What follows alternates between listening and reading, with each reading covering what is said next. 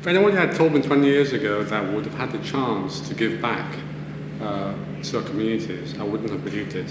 I think it's one of the most rewarding things I've ever done.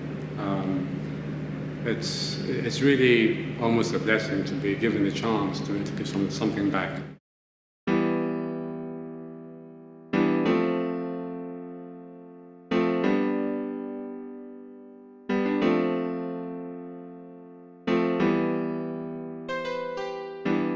The foundation was based on initially charity in terms of giving back from where you have taken, and but as time has gone on and as we have transformed, it has become a way of life.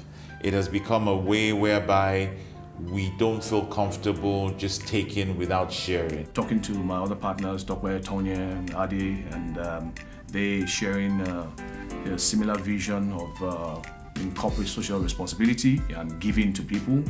I mean, it was a no-brainer. But we didn't want to give back in the way that people normally give back, which basically didn't seem to make sense. You just build a hospital or build a school and you walk away. It's about ensuring being your brother's keeper, and I think if you look at all the religions in life, the first thing they respect is loving your neighbor even more than yourself, and I think that's what the foundation has taught us to be.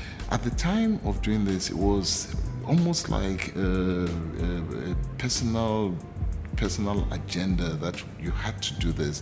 There was no firm structure around it. Just take your 5%, look for projects that you could invest in, that you could touch, and go ahead and deal with that. In Sahara, I would say we've done a first. No one else, which I know, has been able to achieve this.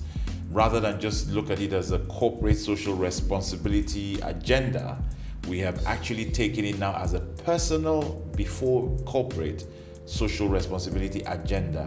That way it is embedded in our DNA. It is done the way we look at it as our way of life, and it is our way of life. We look at it as what makes us be who we are.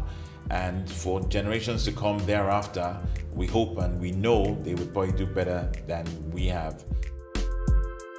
I know we've been able to make quite large impacts on people's lives with just simple interventions. And that's where we started forming the strategy around what type of projects we would go after.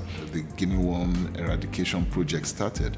The mere fact that if you went into a village and you put one borehole, long after the guinea worm is eradicated, there are certain benefits that accrue to it. First of all, the people stop going to the stream, they stop drinking polluted water.